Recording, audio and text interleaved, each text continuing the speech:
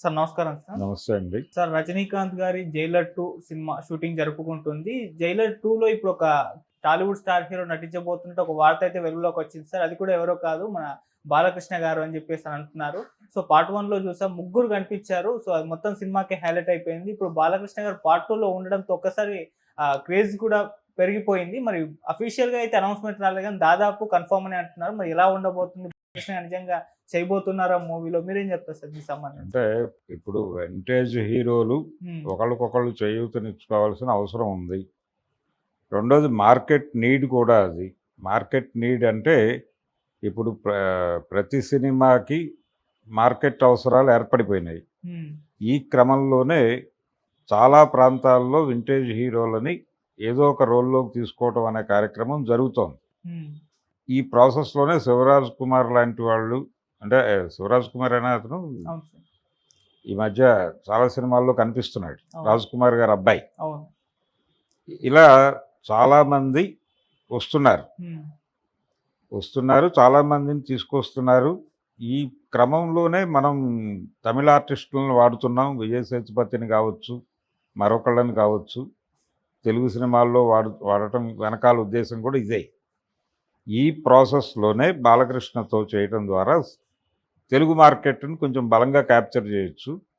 అలాగే బాలకృష్ణ తనని తాను పాన్ ఇండియా మార్కెట్‌లోకి ప్రొజెక్ట్ చేసుకునే ప్రయత్నం చేస్తున్నాడు. ప్రమోట్ చేసుకునే ప్రయత్నాలు సీరియస్‌గా చేస్తున్నాడు. ఈ ప్రయత్నాలు కూడా ఆయన ఏదో హీరోగా చేయాలని కాదు. అంటే పాన్ ఇండియా లెవెల్ సినిమాల్లో ప్రత్యేక పాత్రల కోసం వేస్తున్నటువంటి ఎరే అది. హ్మ్. ఇప్పుడు 'అఖండ' సినిమా ద్వారా ఆయన ఒక మార్కెట్ ఓపెన్ చేసే ప్రయత్నం చేస్తున్నాడు. ఆల్రెడీ ఆయన ఇటీవల చేసినటువంటి 'డాకు మహారాజ్' ద్వారానే ఈ ప్రయత్నం జరిగింది. ఓకే. ఈ ప్రయత్నం జరిగింది. తనకు ఒక గుర్తింపు వచ్చింది.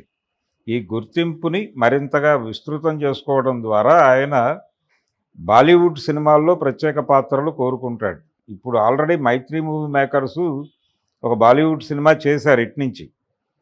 రేపు వీళ్ళు ఆ ఆర్టిస్టుల్ని బాలకృష్ణ గారిని మిక్స్ చేసి ఓ సినిమా చేయొచ్చు.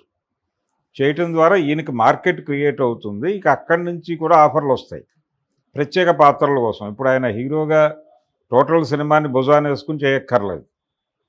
ఏ తరహా పాత్రలైనా చేయొచ్చు. ఇప్పుడు బాబీ డియోల్ వచ్చి ఇక్కడ చేస్తున్నాడు కదా. హ్మ్. ఎంతమంది చేయటం లేదు విలన్ క్యారెక్టర్లు, ఇంక్లూడింగ్ అక్కడ స్టార్ స్టేటస్ ఉన్నటువంటి వాళ్ళు కూడా వచ్చేసి ఇక్కడ చేస్తున్నటువంటి సందర్భాలు అనేకం చూసాం. అవును. 'లైగర్' సినిమాలో కూడా తీసుకొచ్చారు కదా. పూరి జగన్నాథ్ హ్మ్.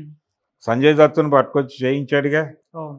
ఇవన్నీ ఎందుకు జరుగుతున్నాయంటే ఈ మార్కెట్ అడ్డుగోడలు అనేవి చెరిగిపోతున్నాయి. మార్కెట్ ఎకానమీలో ఈ లోకల్, నాన్ లోకల్ అనేటువంటిది వెళ్ళిపోయి మార్కెట్ అవసరాల కోసం ఎవరినైనా ఎక్కడైనా వినియోగించడం అనే కార్యక్రమం మొదలైపోయిన తర్వాత ప్రతి ఒక్కరికి విస్తృతమైన అవకాశాలు వస్తాయి. అంటే బాలకృష్ణ గారు ప్రస్తుతం ఆయన తన భుజం మీద సినిమా మోయటం కన్నా కూడా ఏదో ఒక ప్రాజెక్ట్లో ఇన్వాల్వ్ అవటం, ఏదో ఒక ప్రాజెక్ట్లో ఒక స్పెషల్ క్యారెక్టర్తో ఇన్వాల్వ్ అవటం ద్వారా తన కెరియర్ని ముందుకు తీసుకెళ్ళాలి అనుకుంటున్నాడు. అందులో భాగంగా ఇప్పుడు రజనీకాంత్ సినిమాలు చేయటం అనేది ఒక రకంగా ఆయనకి ఆ ఏరియాలో ఉపయోగపడే అంశమే.